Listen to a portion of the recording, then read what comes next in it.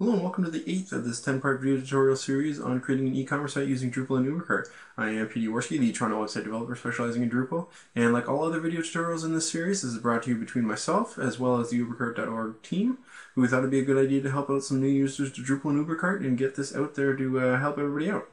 So that said, we're going to continue on right out of video tutorial number 7, and if you haven't watched that already, I suggest you go and do that. What we did there was we created our taxonomy, or rather our catalog based on taxonomies, and we saw that there was a bit of a hiccup between taxonomy term path URLs and the taxonomy term, or the catalog terms itself, and there was a bit of duplication there. And so I had said that I would show you how to create a customized view that I like to do that gives you a little bit more control over the over creating catalogs. And so we're going to dive right into that and get started.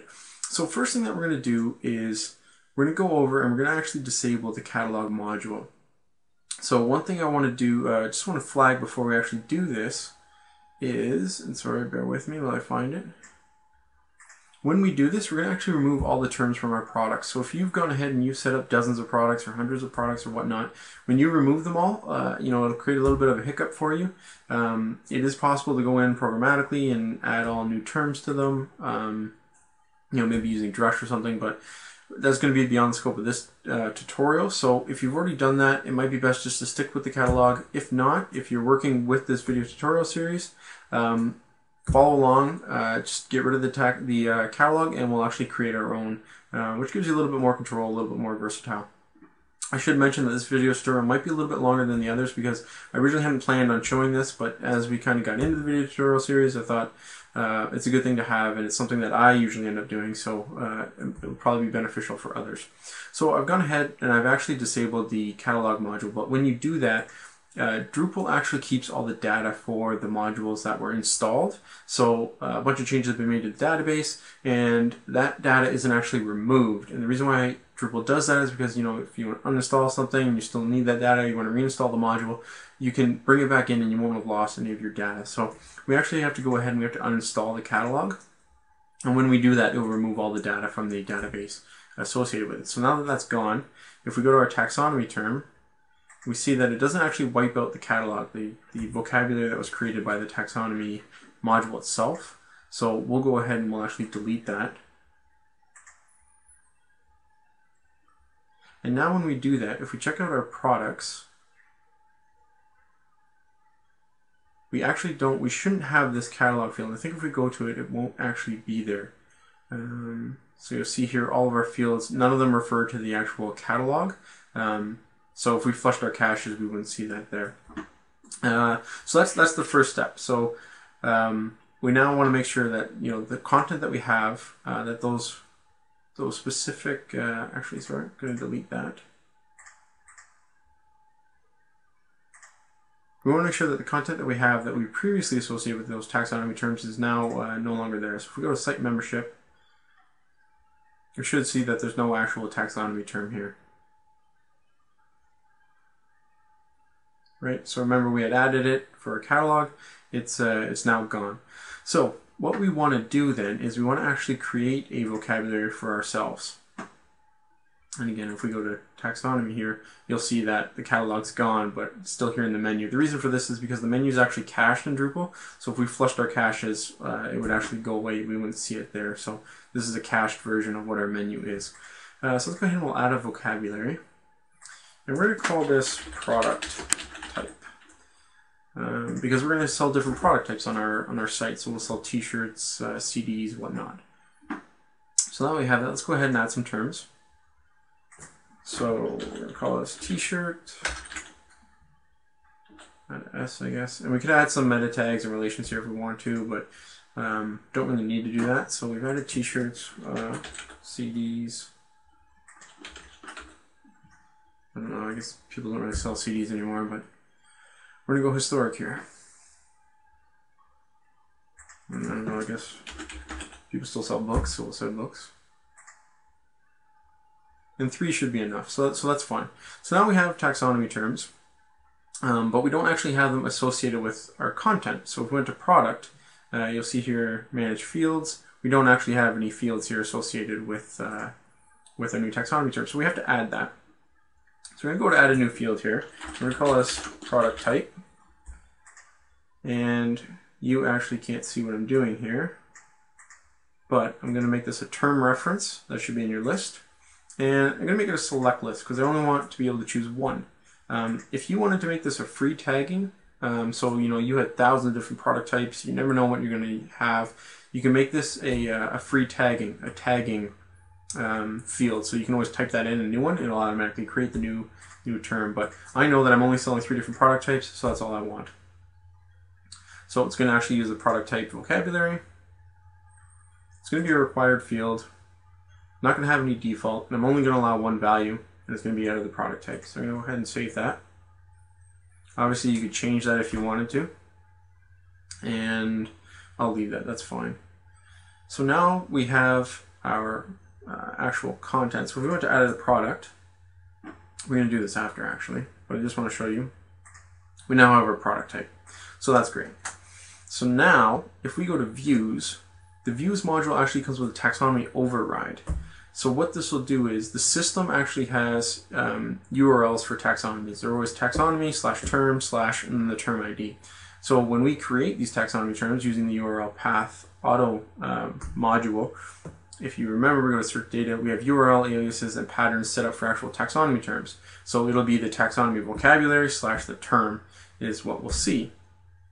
So what will happen here is views will actually override using taxonomy term / and then take an argument.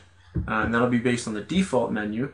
So we can override what our actual view will be or what our page will look like for specific taxonomy terms. I know this is probably going way over your head, and I just enabled the redirects module. Nope, I didn't. I know this is probably going way over your head, and it's way beyond the scope of what this video tutorial series was originally envisioned, but I want to show you this because it's a great way to customize what you're doing. So just trust me, bear with me.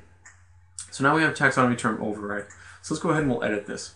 We're going to take a quick look into views. So what views actually is, and I think I mentioned it before in other video tutorials, it's an actual graphic user interface for creating database queries. So rather than write your constant query of select from where, you can do it all through views, and it will actually develop the query for you, run it, and you can create pages out of that. So the default taxonomy override will use an unformatted list of teasers. So I don't want to do that. I'm going to actually change that. So I want fields. I'm going to apply this to all displays related to my taxonomy term. And now I'm using fields. So I'm going to go ahead and I'm going to add 2. This is just quickly, obviously you're going to change this up a little bit yourself. So, sorry, first I want my content title. Then I want my, associated with my product, I want the list price and the SKU. So I lied, I'm going to add 3. Right, so we'll keep the title. I'm actually going to make this a table, so I'm going to keep all these labels so that they have, so they actually make sense when someone's looking at the page. So instead of one formatted list, I'm going to make this a table, right? You have some other options here if you want to change that up, entirely up to you. So those are my 3 columns. Now, one thing I'm going to do is I'm going to make sure that it's only products that are shown in this. This is where there's a bit of a caveat. So bear with me for 1 second here, and I'm going to explain this to you.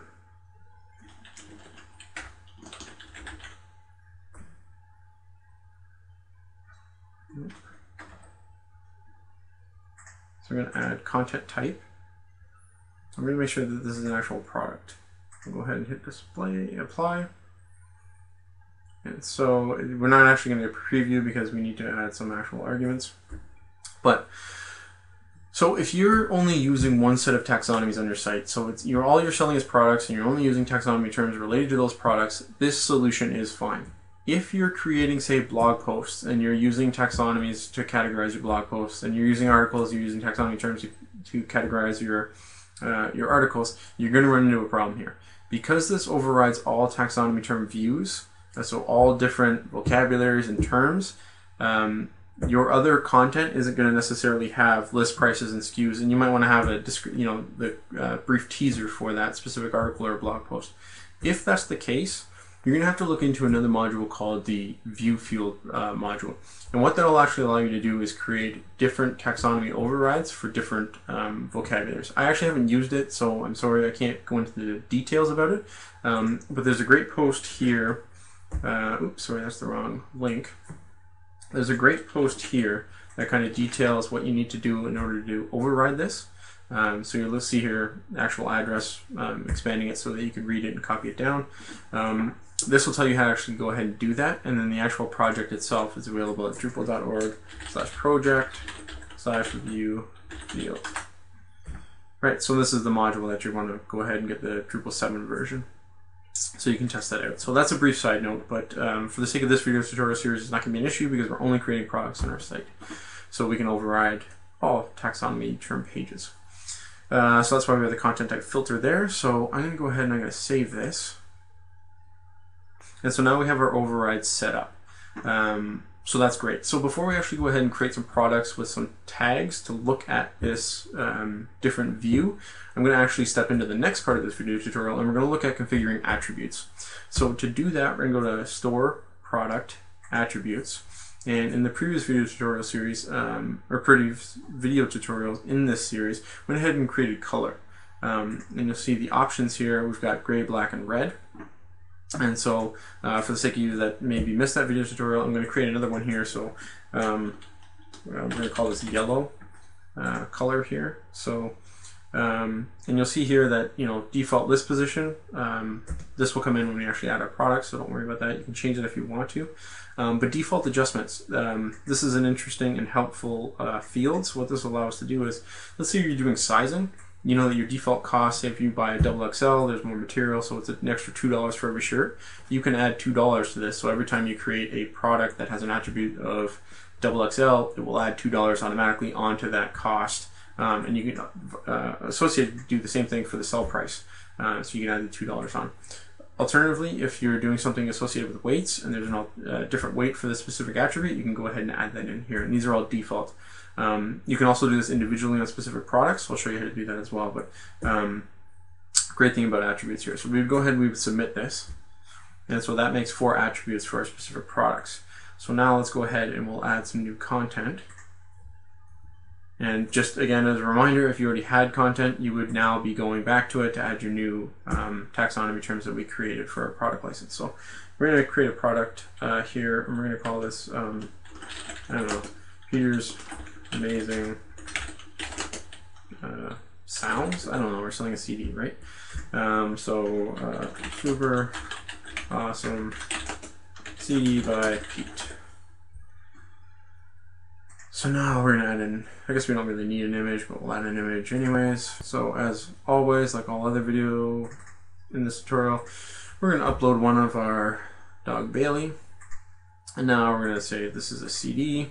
So the SKU is just going to be Pete's CD, right? The sell price is whopping $89.99 because everyone wants to hear me sing. Maximum quality 1, right? Default tag. So we're going to leave everything default just because we're just doing this to take a look at views. So we're just waiting. The upload is almost done. And with the magic of editing, that took no time. So we'll go ahead and save it and continue. The reason why we're choosing save and continue, obviously we need dimensions. Sorry about that. So we're going to go to, because this is a shippable product. It's not a shippable product anymore, so we'll save and continue. Now, the reason why we went ahead and we hit save and continue is because we want to remain on the product page so that we can go to our attributes. So, we actually have to add an attribute to this product. We're going to add our color attribute. Now, once we do that, we can go to options. And you'll see here we can choose the options that are associated with this specific product. So every color is going to be available for the cover of my CD except for red. I'm going to go ahead and save that. And now if I wanted to adjust my cost or my price or my weight for the specific product rather than using the default, I can go ahead and do that. This default refers to what option will be defaulted when a user actually selects this item. So it'll be defaulted to black. So I'll go ahead and I'll submit that.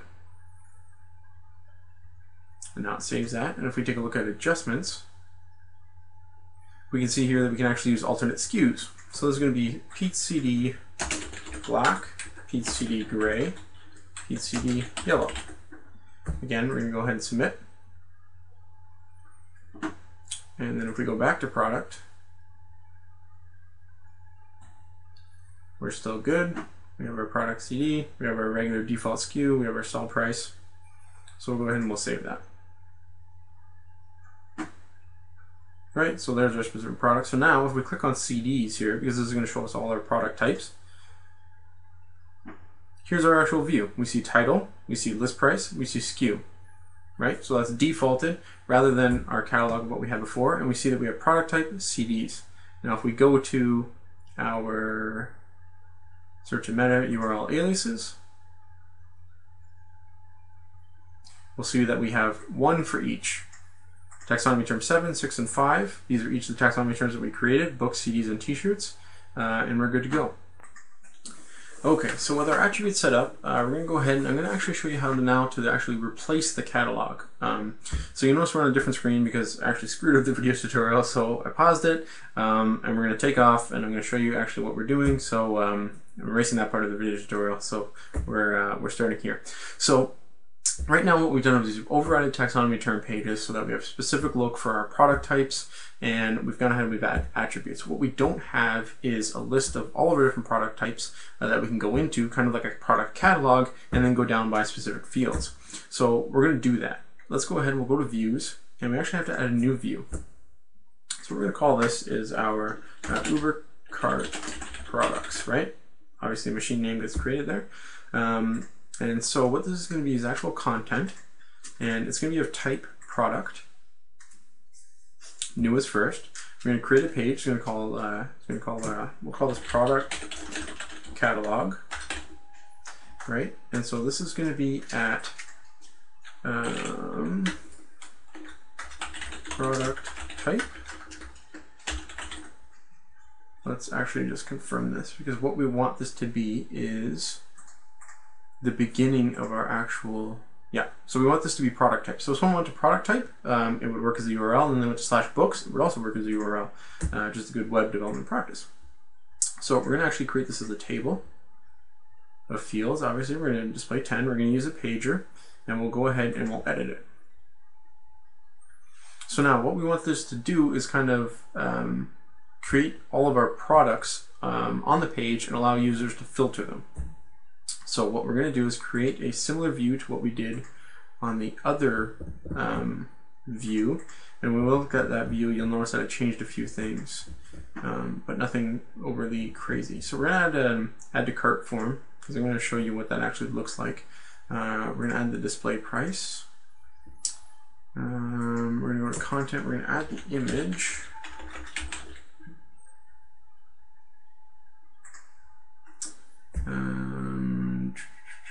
And I think that's it. Obviously you would want your two views to match up to make it look consistent between the two, so it's not a huge concern because we're doing this. So we're just going to call this image. The delta. Sorry, I chose the delta. We're going to remove this. We'll come back to that. So we'll usually add to cart. We'll go ahead and add display. Price, we're going to go ahead and add that. And sorry, we're going to go back and add the image. Close that window.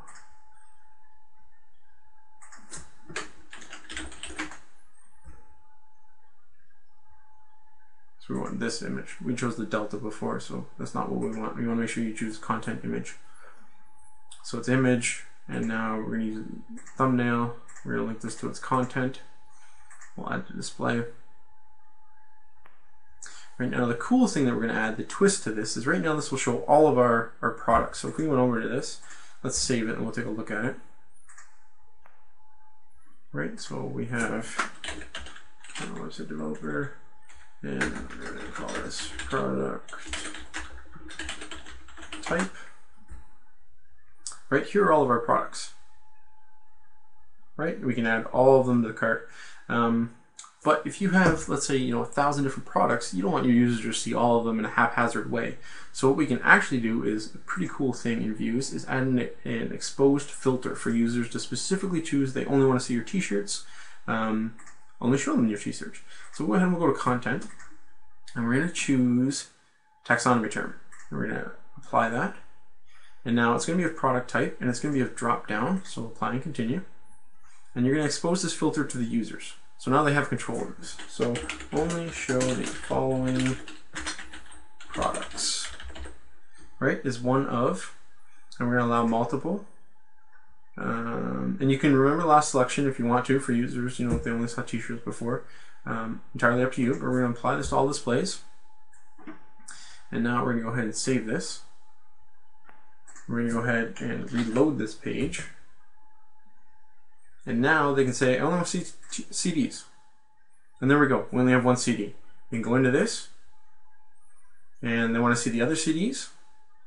And you'll see now you're at product type / CDs, right? So this is our other view that we created. You see we have the add to cart form right away. So if they decided, you know, I want to see all your product types, they can remove CDs, and then they're back to all of your products. This is why I like using views and doing it myself, is because you have complete control over this.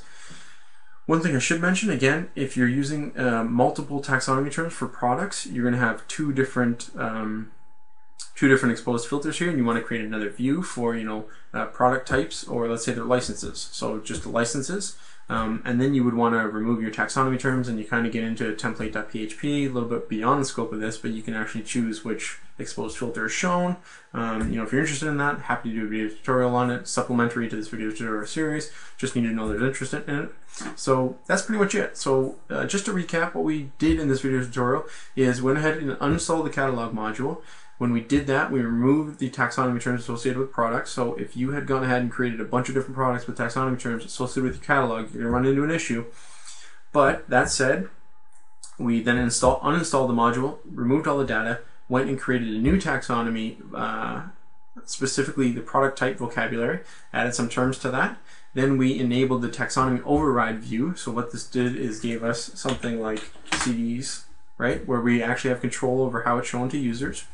We then added some attributes to the different products, sidebar to the actual views, enabled us to add, you know, gray, black, yellow, and we'll see how those actually appear here when you're listing them.